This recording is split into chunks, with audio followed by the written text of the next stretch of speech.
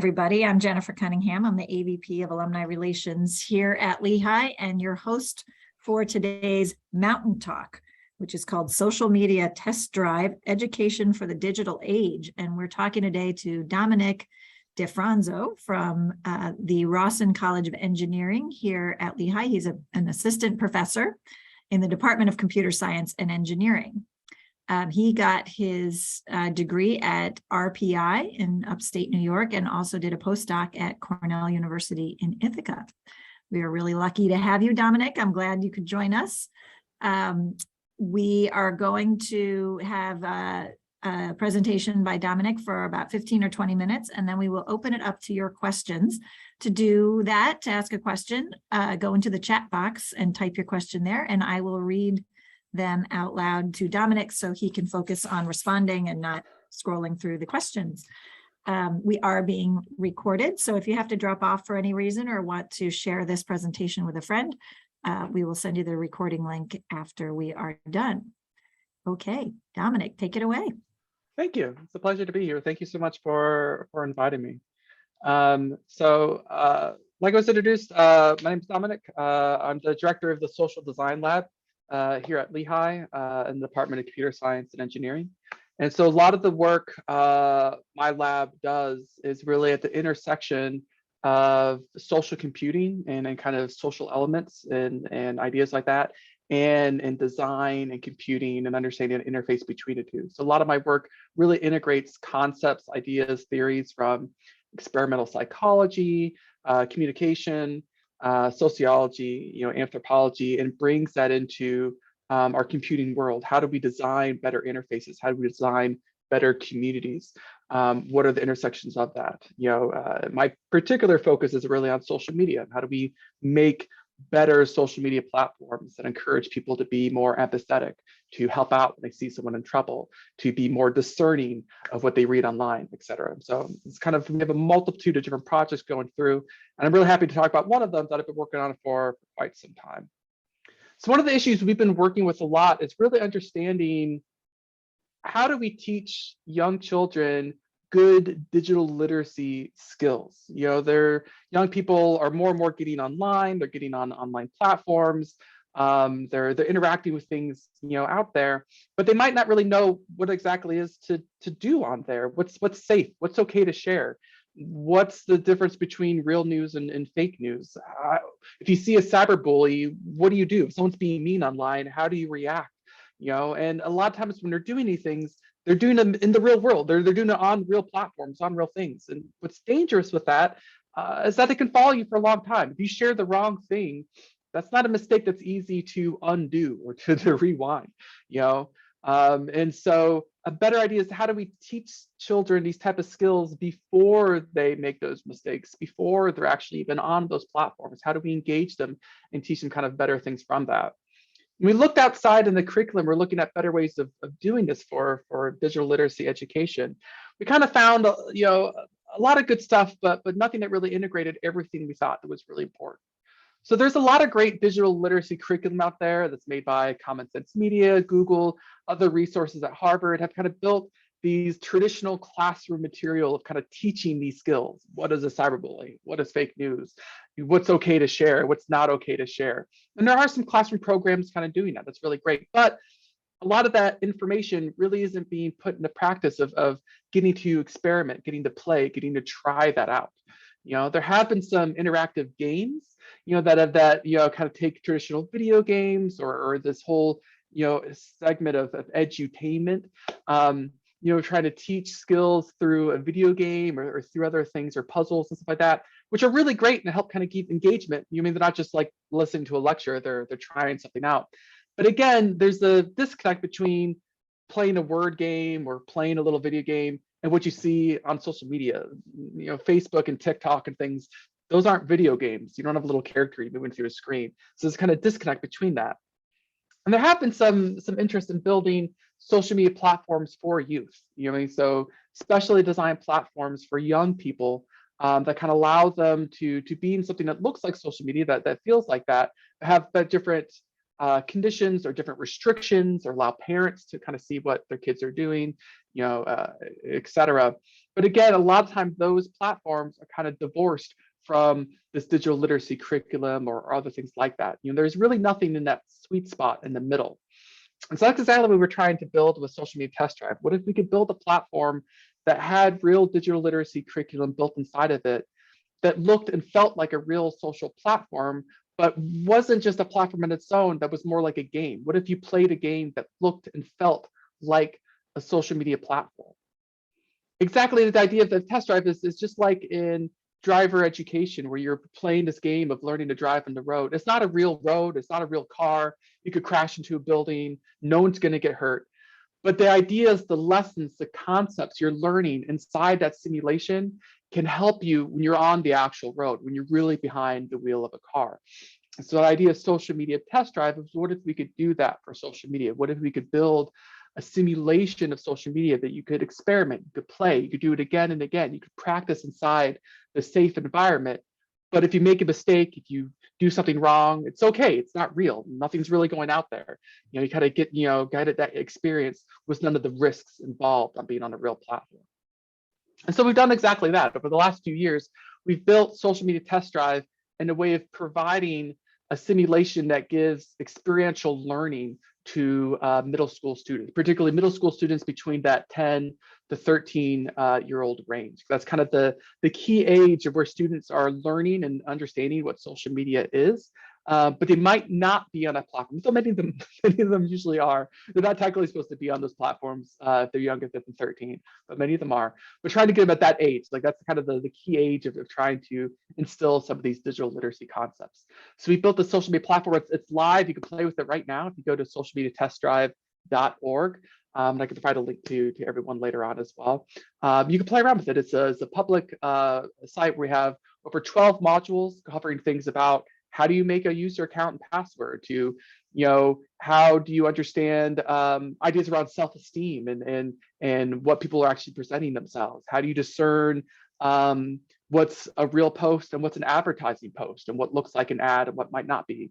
How do you help with different scams and other things like that? How do you deal with someone who's being aggressive and mean online? And so we've kind of built this regiment platform that introduces concepts, allows you to kind of play around with that concept, and then actually get experience and play with something that looks like a social media post, that looks like real social media. We kind of walk you through, hey, here's those concepts again. This is kind of a bullying post. This is an example of cyberbullying. Here are some of the ways you can actually try that. And we kind of walk you through all those elements step by step. And at the end of every module, we provide you with we provide you with a simulated social media feed. So we take away all the guardrails, we take away all the educational elements, and just present you with a news feed. And now it's your job to look through this news feed and see, are there cyberbullying inside of here? Is there fake posts? Is there scams or things like that? And try to actually apply the skills you learned in the previous lessons to this news feed itself. Do you remember that you can use a flag button? Do you remember how do you interact in a type of situation like this? Do you know how to discern this type of information? And at the last part of every lesson is a reflection. We stop and ask you to reflect on everything that you saw. This is your news feed. Here's some of the problematic posts that were in that news feed. And we ask you some questions to kind of stop and reflect about, what did you do? How did that work? What might you do in the future? And allow you to be able to try and practice that again and again. So you can try this out again, and you get better experience at doing this. And the hope in our work to look at this has really been looking at that the skills, the ideas, the experience you have in this fake simulated environment will apply and help out when you're actually on a social media account. So we have lots of different modules like we talked about before, everything about different identities, what is a digital footprint, what do you keep private, what do you not, etc. All of these stem from educational elements that we've taken, not just from ourselves, but from educational experts in this area. So we've worked and partnered with Common Sense Media. They're one of the largest creators and developers of digital literacy curriculum and information. And so we partnered with them to translate a lot of their curriculum into these interactive simulated experiences so that students get a hands-on feel for this. And the real idea, the theory around this from educational research is really this idea we call experiential learning. This idea that children and adults and kind of everyone, one of the best ways that we learn is by actually doing, by experiencing something, that we get into an experience, we try out, we make mistakes, we reflect on those mistakes. When we try it again, we kind of iterate over that again and again. And so the idea is, how do we, the core thesis of social media test drive was take that experiential learning, that learning by doing, and putting it in an environment where you can do that in a safe place. Experiential learning might not be best when you're actually on TikTok or you're actually on Instagram, because those mistakes can be costly, and you really can't redo some of those instances. But in here, you can try, you can get that experience with it, you can make mistakes, you can iterate, you can reflect, you can think that kind of go through this whole stage of experiential learning, but with none of the risks involved in an actual environment. We've been really lucky with the uptick in demand for this. We've seen great growth in social media test drive because we're an official partner with Common Sense Media, and Common Sense Media is already integrated and used in middle school and actually K through 12 programs across the entire United States. Since our inception about 2 years ago, we've had over 750,000 students go through social media test drive at the moment, and you just had a lot of real pickup on that, and it's continually growing. There's just a real scene for real need for this type of content, of this type of educational platforms to help out with just the crisis we see in social media use for young students and other people like that, and also kind of teach students that it's not all bad and scary. That social media is a great thing. There's a lot of great things from it. You don't want to shut yourself off from the world. There are experiences that could be helpful, but doing that in a safe way.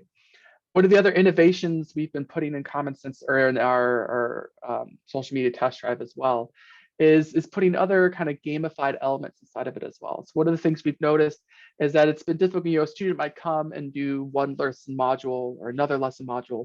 We really want to encourage them to go through all the lesson modules, to kind of really work through all these things and stop and reflect on that.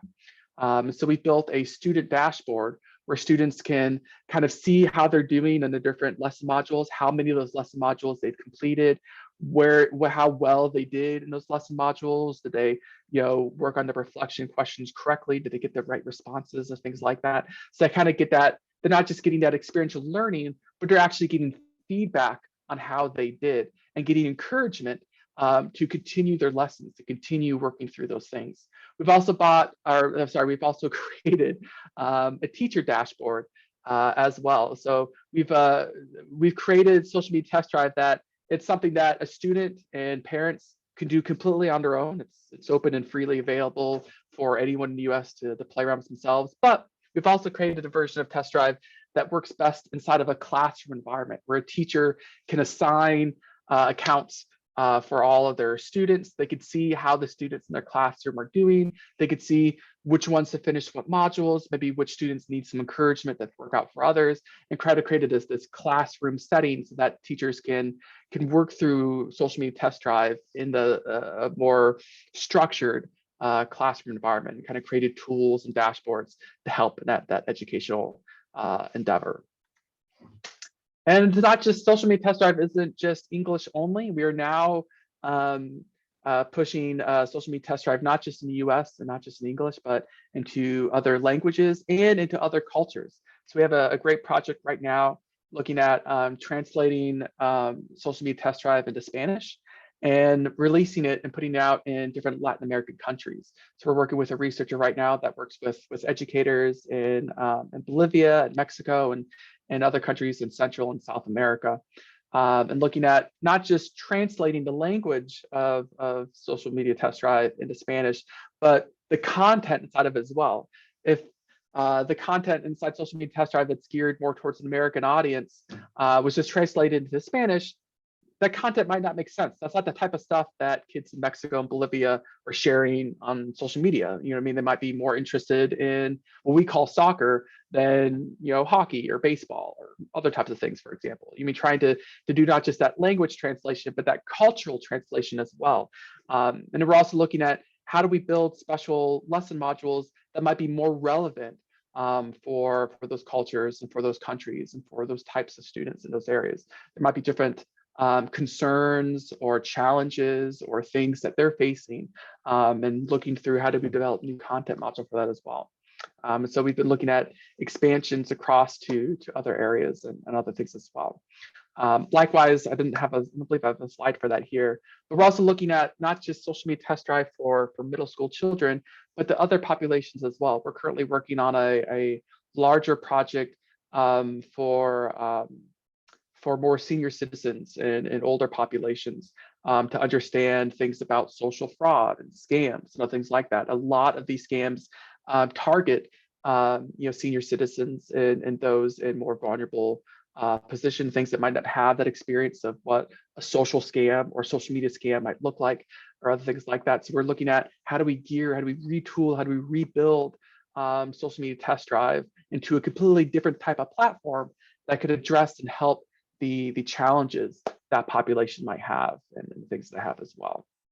So that's all I have to share. I'm happy to talk more about it. I'm happy to go through an example of social media test drive if anyone's interested. I'm happy to get into anything with that. But I want to thank you so much for your interest and for your attending here. And yeah, happy to answer or chat and talk about anything. Nice. Thank you so much, Dominic. Everyone listening, you can put in the chat your questions or comments, and I will read them aloud. We do have a request from Lisa to see an example. Before we get to that, I did have one question for you. How are you navigating, we've seen a lot in the news about parents and politicians caring what goes on in the curriculum in the schools. And I'm wondering, this, social media is a pretty hot topic in terms of, the lies or the pushing certain narratives. How do you navigate that through the school system with the teachers? That's a great question. So we've kind of sidestepped a bit of that. We're not. We work with our educational partners in developing this type of curriculum. So we're not super embedded in curriculum development. That's really what more of Common Sense Media, which is the nonprofit that's developed this.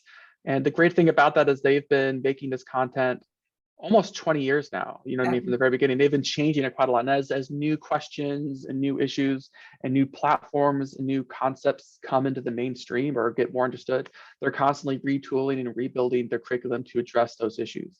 I think a lot of it is that they sidestep a lot of the actual content ideas themselves and more focus on the skills to navigate that. We're not really trying to tell you what is fake news and what is real news. We're not trying to get into political debates about things like that. It's more about teaching the skills about how do you look something up? How do you see something that like, oh, this looks kind of fishy. This looks like, it could be a scam, or this is using type of links or types of language or things that are overly emotional or things like that. How do you kind of build up that defense or build up that way of looking at something? And how do you research something like that? How do you dig a little bit deeper into that?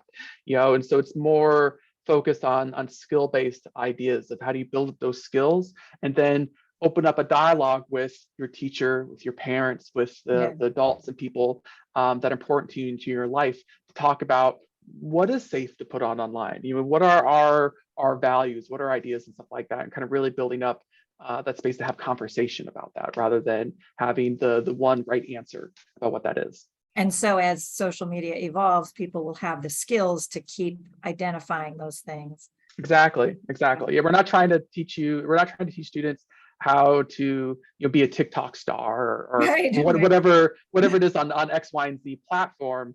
It's trying to be the more base skills now. What's a good foundation for whatever the social media landscape happens to be when they grow up, and it seems to change every other day, something new or whatever, but more building that base foundation of how do we discern things online? When I see people being mean online, what do? Do I just stop? Do I intervene? Do I tell an adult? Do I notify the platform? Things like that, trying to understand these base concepts that they can kind of apply to anything.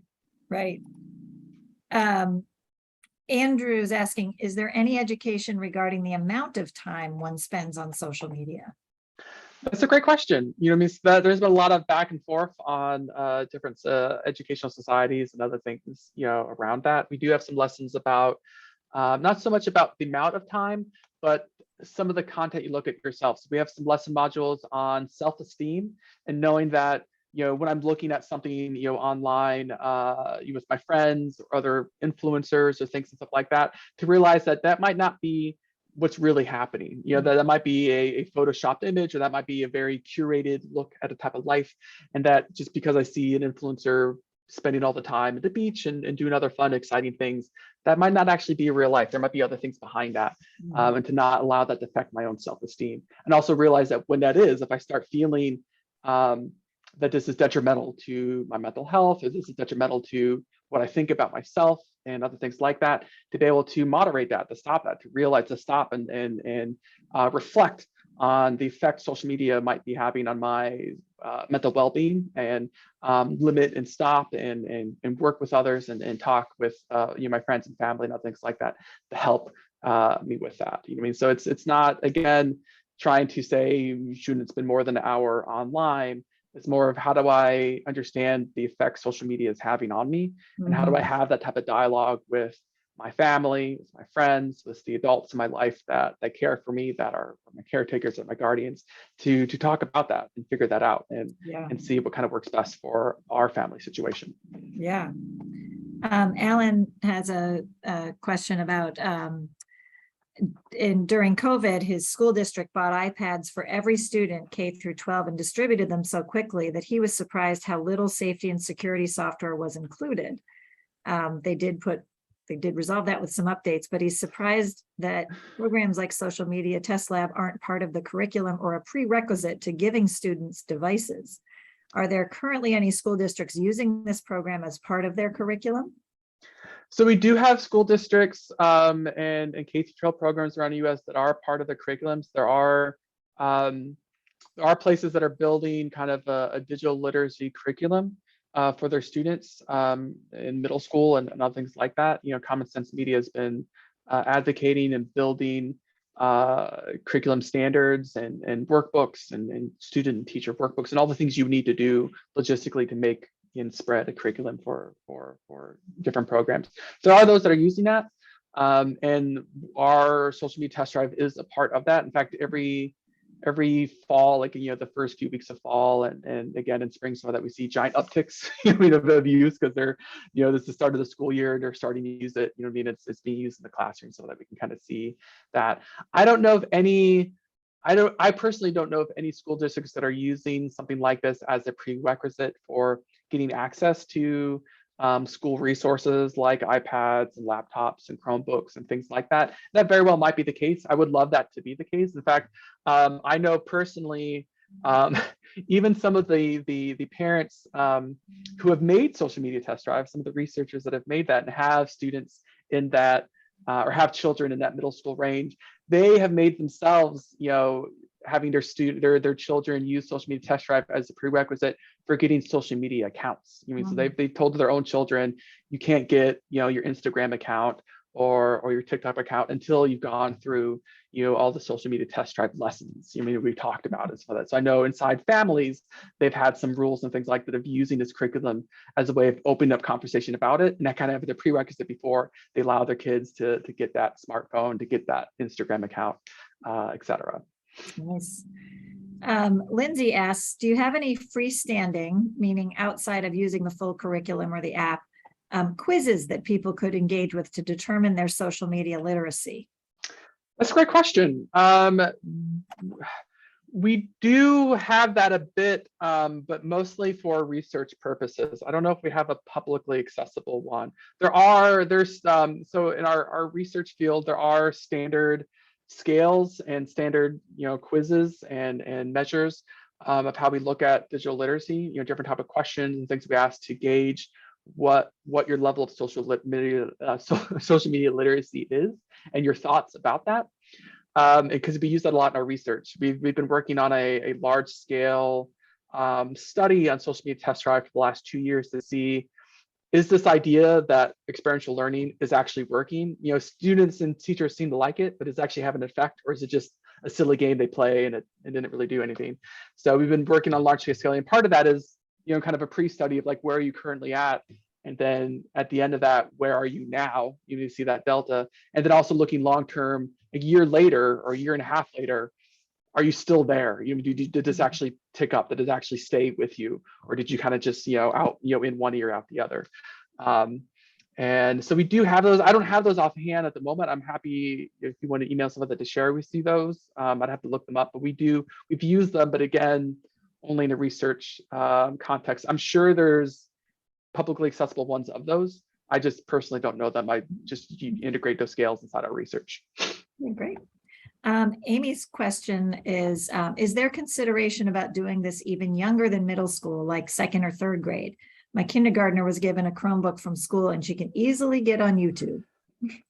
That's a great question. A lot of our funders and a lot of the school districts we're working with have been asking for exactly that. So there is, when we work with Common Sense Media, there is a kind of K through middle school curriculum. So there's like a kindergarten and elementary curriculum they've developed, and we've been thinking of some interest of how we take some of those more basic lessons and kind of redesign the platform. We do know that it's not enough just to say like, okay, we're just taking the kid, the K through, fifth grade curriculum and making it in TestDrive. We'd have to do a lot of redesigning in the platform itself, in our interface, and the language we use, the type of content we have.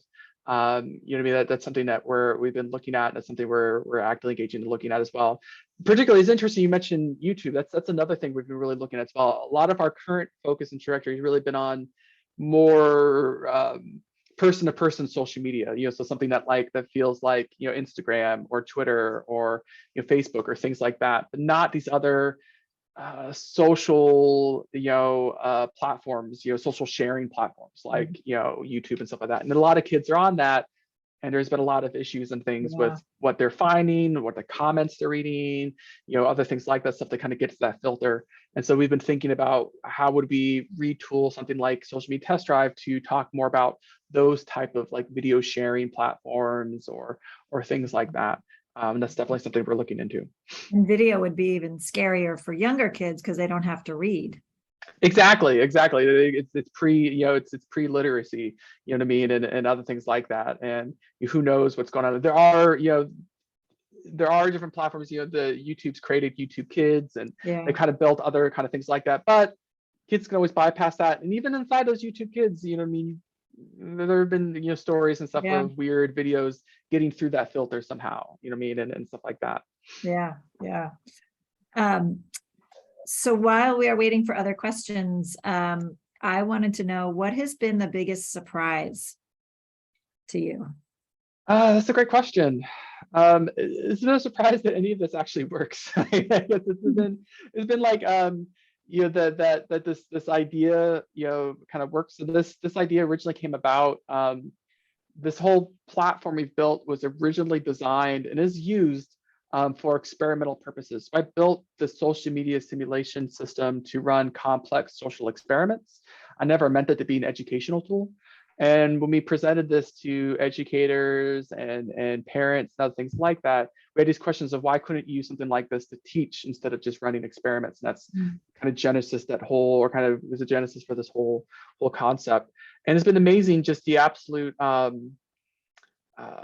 just the huge interest behind this. A lot of people get this idea very quickly and very quickly want this tomorrow, you know what I mean, and want this for their kids or other things. They're like, what about this idea? What about this concept?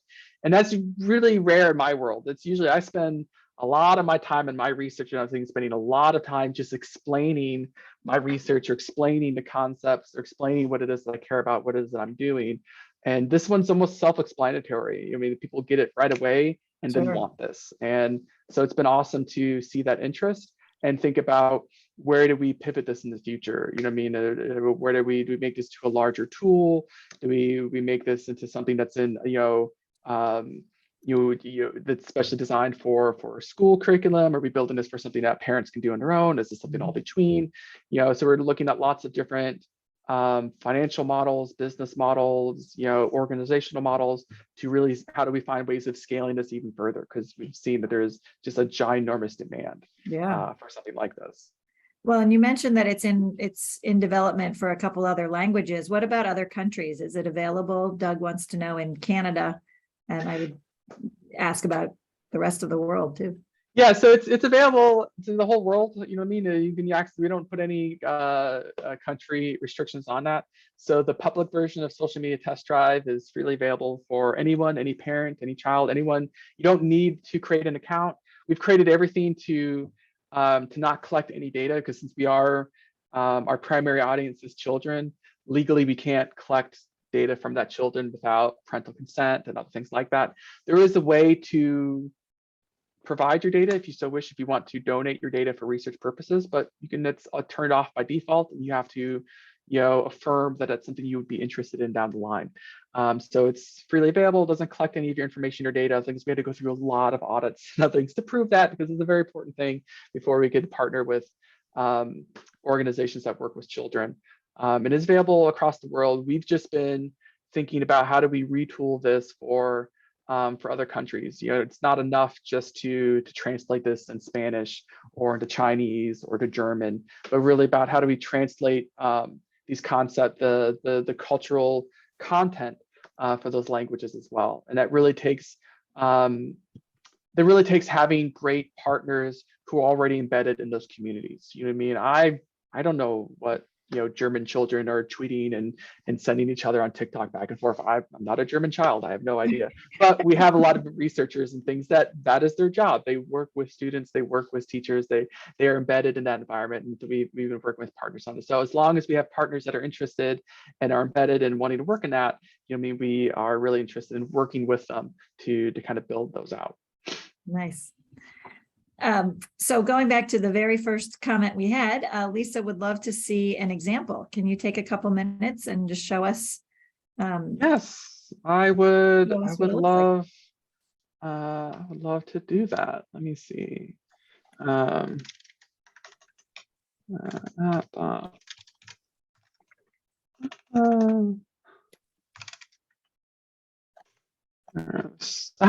it worked. Great. You're always like, oh God, why? Maybe it won't. It's always. So when you go to socialmediatestdrive.org, actually, this is the normal front page. Social media.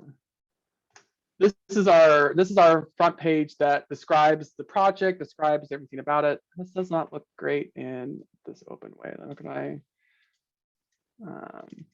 There we go.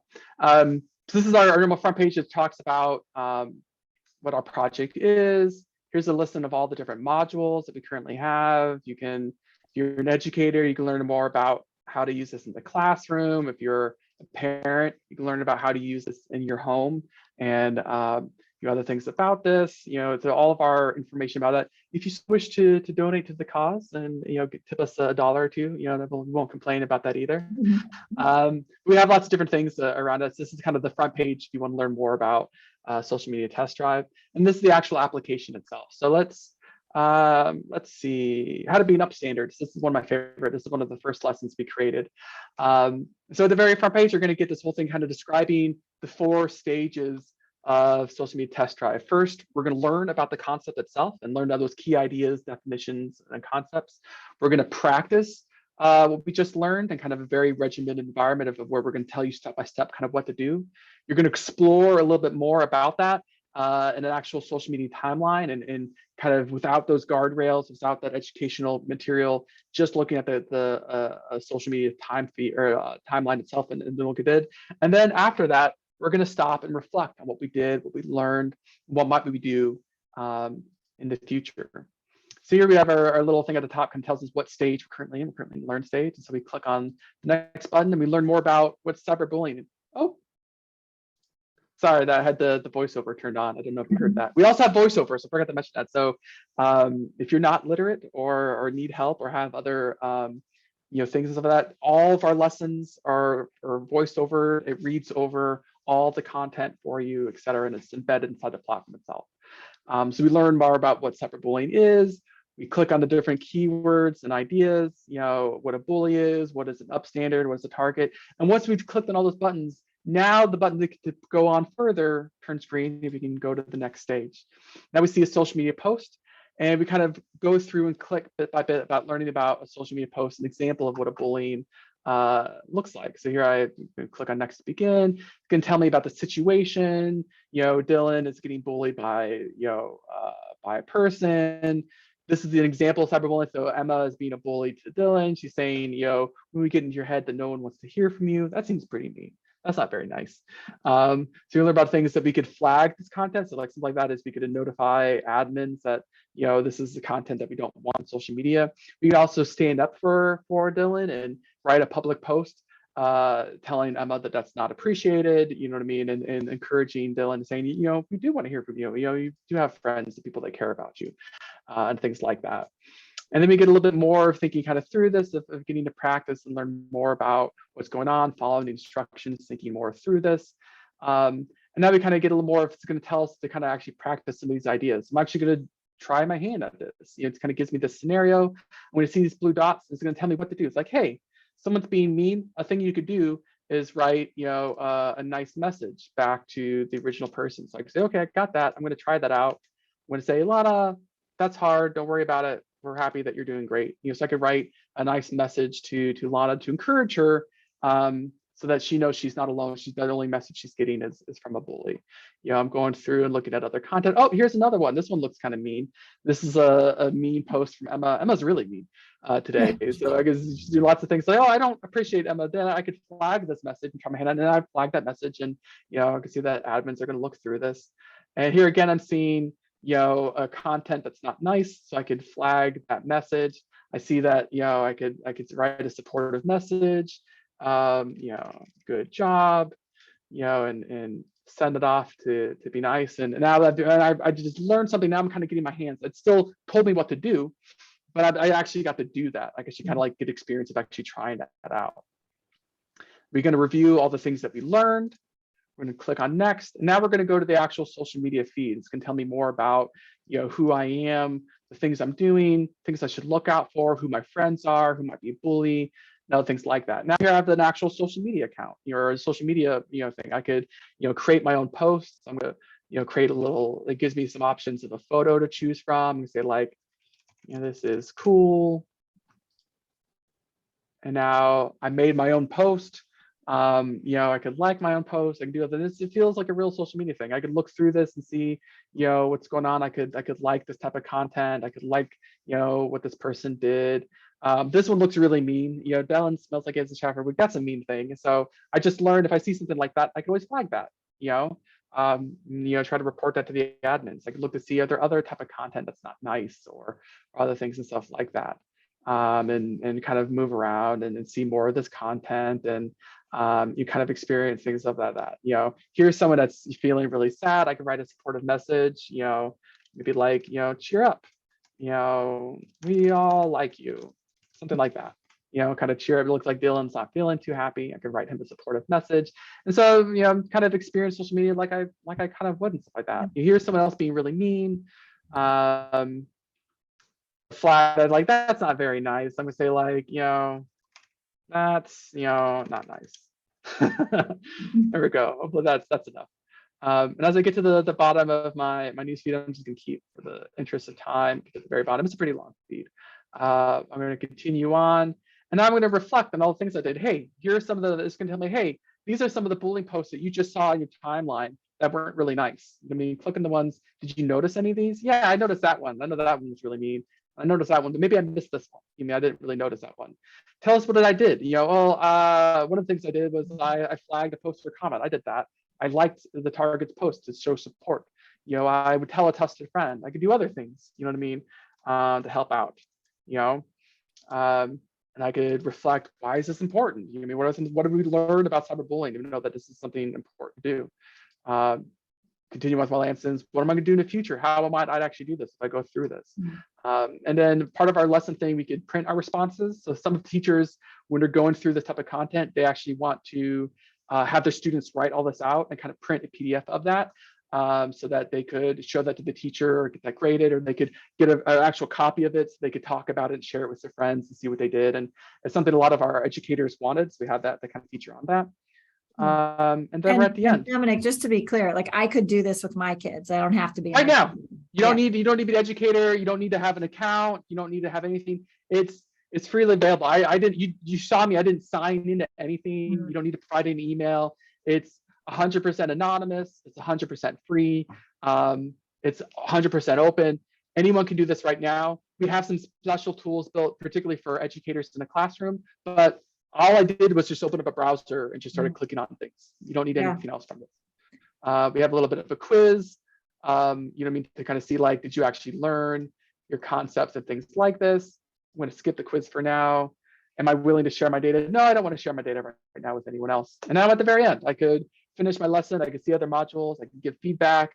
I could go back to review my concepts. If I wanted to try it again, I would see what the key concepts are, practice again for time. So I can review or do this again, or I could say I'm done and I'm going to see some other stuff. That's awesome. I'm thinking about, I have two 16-year-olds and I'm thinking about what I can do to make them take this. A little bit of bribing. Yeah. So we've been building a lot of things like that, you know, and that's one of the things why we built like this little student dashboard. We've had this idea that you get like your little TestDrive license, you know, that once you've finished all the modules, some of that, you get like your little certificate. And we've even had some, like we said, we've had some of the parents in our team say, like, you're not getting on, you don't get your Instagram account until you get your little social media TestDrive license and certificates by that to show that you got all your lessons. Right. That's great. Let me just check the chat here. We have some thank you so much and some really great and some thank yous. And we are just about at our time. Is there anything that I didn't ask about that you want to leave us with in our last 2 minutes? Not particularly, just, you know, that we're happy to further engage. How about if there's any parents, teachers, anyone out there that would like to learn, understand more, use this in your classroom or in your family setting, or have your own ideas for lesson modules or things that you're concerned about or would like to enter out, reach out anytime or reach out to the FAQ and to the donation things on socialmediatestdrive.org. You know, we're always happy to hear from parents, educators, anyone who's interested in digital literacy, and to help out with this and engage with you.